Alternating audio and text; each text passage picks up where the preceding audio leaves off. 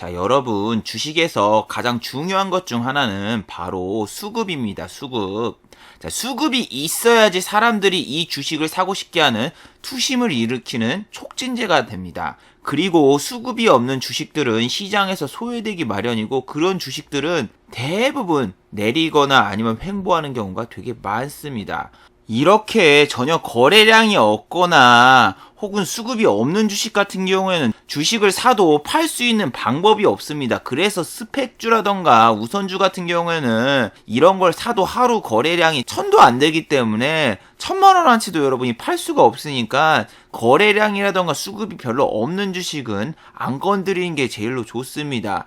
리먼 사태라던가 IMF라던가 뭔가 대위기가 와도 특히 이런 주식들 같은 경우에는 아무도 사주는 사람이 없고 아무도 내리기는 제일로 빨리 내리고 오를 때는 움직이지도 않습니다. 자, 여러분이 뭐 주식을 이상한 데서 만약에 배웠을 경우에는 뭐 이런 차트를 보고 뭐 세력선을 보고 뭐 매매를 한다 뭐 어쩌고 저쩌고 한다는데, 거기서 가장 중요한 거는 세력이 아니라 개인 세력 뭐 이런 게 아니라 기관이라던가 외인이라는 그런 정식적인 수급이 있는 종목, 그게 가장 중요한 겁니다. 그리고 여러분이 아시고 계시는 종목들 중 여러 가지가 있는데, 첫 번째로는 검은머리 외인이 있죠. 주로 이런 애들은 진짜 뭐 아프리카 사람이나 일본 사람이 아니라 한국 사람인데 외국인 창구를 이용해서 매매하는 애들인데, 주로 코스닥 종목에 거의 있고 이런 애들은 거의 단타입니다. 그래서 검은머리 외인이 매매하는 종목은 짧게 보시는 게 제일로 좋습니다. 그런데 초보자분들이 가장 매매하기 쉬운 그런 수급 같은 경우에는 기관과 외인의 양매수 종목입니다. 그런데 기관과 외인의 양매수 종목은 생각보다 찾기가 쉽지가 않습니다. 외인이 사면 기관이 팔고 기관이 사면 외인이 팔고 토스 리시브를 하는 종목도 있고, 둘 다 사는데도 종목은 계속 내리는 종목도 있습니다. 그래도 둘 다 양매수가 들어오면은 주가가 빠져도 둘 중 하나는 좀 사겠지 하는 기대감이 있기 때문에 다음날 양매수가 들어온 다음날은 갭 상승을 할 가능성이 높습니다. 설령 종가는 떨어질지 몰라도. 그렇기 때문에 종가 베팅을 하실 때는 양매수 종목을 매매하는 게 가장 좋습니다. 그리고 두 번째로 좋은 수급 같은 경우에는 기관이 매매하는 종목입니다. 근데 여기서 기관이란 금융투자와 사모펀드는 제외를 합니다. 왜 그러냐면은 연기금이라던가 아니면 뭐 국가시설 관련해서 국가 세금으로 운영되는 그런 기관 같은 경우에는 가이드라인이라고 있습니다. 가이드라인. 투자 가이드라인이라고 있어서 3년 연속 적자라던가 아니면 투자주의 투자 경고가 붙은 종목은 얘네들이 매매를 할 수 없게 되어 있습니다. 그렇기 때문에 지금 보시는 현대상성 같은 경우에도 만년 적자 기업인데 기관의 수급이 거의 없어요.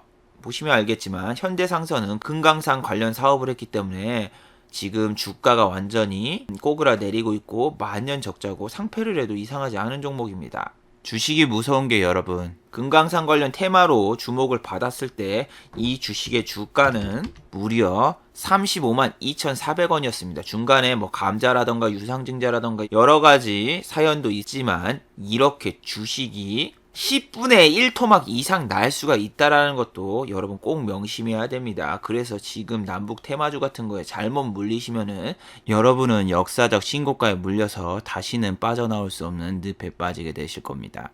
그런데 이런 주식들을 보면은 여기 기관의 수급이 있느냐? 아니요, 없습니다. 금융투자라던가 사모펀드 같은 경우에는 그런 가이드라인에 거의 제약을 받지 않고 코스닥 계잡주라던가 아니면 실적이 안 좋거나 뭐 투자 경고가 받은 종목들도 매매를 합니다. 그런데 일반적인 수급, 연기금이라던가 다른 기관의 수급은 들어올 수 없는 구조로 되어 있습니다. 물론 수급이 가끔 나오는 경우도 있지만 그거는 뭐 전환사채 발행이라던가 아니면 예전에 가지고 있던 물량이 나오는 거지 신규 매수세는 거의 없습니다. 그리고 이런 테마성 주식 같은 경우에는 이렇게 검은머리 외국인이 주로 이루고 있습니다. 그리고 반대로 정상적인 주식 같은 경우에는 외인과 기관에 이렇게 양매수가 들어오고 연기금이라던가 뭐 은행, 기타, 국가 시설 같은 데서도 이렇게 정상적으로 수급이 들어오는 종목이 있는데, 이런 종목이 초보자분들이라던가 주식을 처음 시작하시는 분들이 가장 매매하기 편한 종목입니다. 그렇다고 펜오션을 지금 사라는 게 아니라 이건 예시로 보여드리는 겁니다. 그리고 여기 HTS에 나온 종목 같은 경우에는 지금 실제로 제가 매매하는 종목도 아니고 관종도 아닙니다. 왜냐하면은 저는 지금 이 컴퓨터로 이용해서 매매를 하고 있지 않고 다른 컴퓨터로 이용해서 매매를 하고, 이거는 그냥 예전에 강의를 하면서 나왔던 그냥 종목들을 놔두고 안 지운 겁니다. 절대 이걸 보고 따라 하시면 안 됩니다. 그리고 이렇게 양매수가 들어온 종목 같은 경우에는 개인이 이렇게 팔고 있어도 주가는 오르고 중간에 빠져도 다시 사고, 이런 식으로 해서 우상향을 해서 가는 경우가 되게 많습니다. 하지만 검은머리 외인이 주로 매매하는 테마주 같은 경우에는 주로 요딴 식으로 수급이 있어도 주가는 계속 내리는 경우가 많습니다. 진원생명과학 같은 경우에는 메르스 관련 대장주로 인해서 이번 주에 상한가를 한번 갔으나 메르스 환자가 더 이상 발생하지 않고 지금 메르스는 거의 끝났다라는 이야기에 주가가 다시 하방으로 가고 있습니다. 하지만 밑으로 빠져도 이렇게 외인 기관이 사고 있다 해봤자 이거 물량이 얼마 되지가 않습니다. 얼마 되지도 않고 이거는 이렇게 해놓고 그냥 공매도를 쳐놓고 뺄 수도 있고 잠깐 단타 형식으로 들어오는 경우가 되게 많습니다.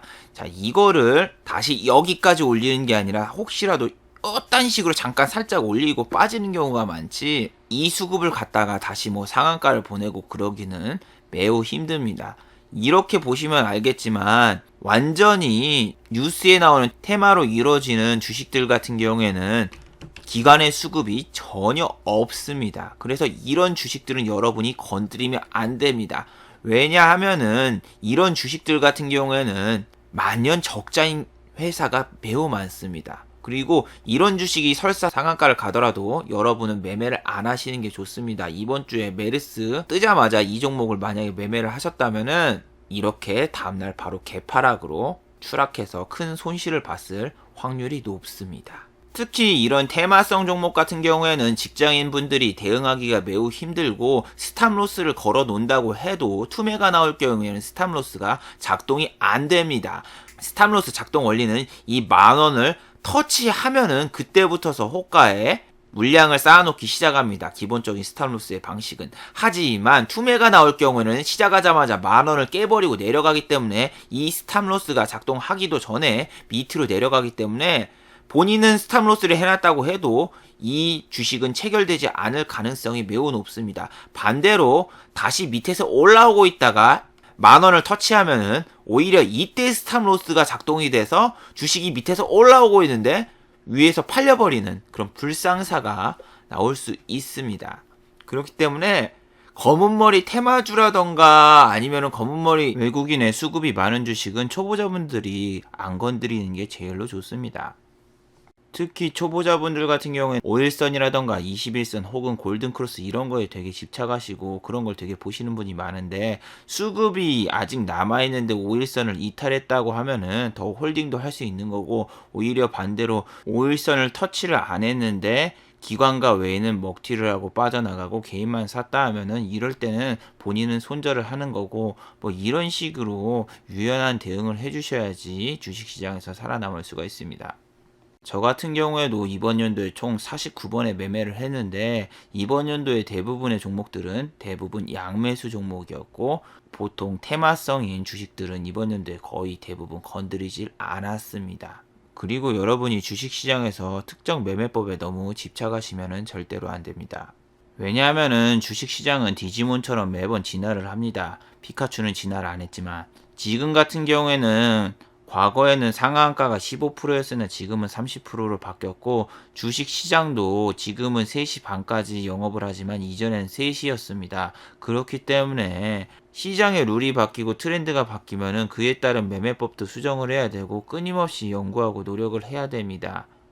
한 예로 예전 같은 경우에는 연기금이 우리 지수를 방어해주는 구원 투수였지만 지금 같은 경우에는 연기금의 투매로 인하여서 우리 지수가 지금 계속 하락을 하고 있습니다. 그런 것처럼 기관과 외인도 매매의 패턴이 바뀌고 있고 우리 개인도 매매의 패턴이 계속 바뀌고 있습니다.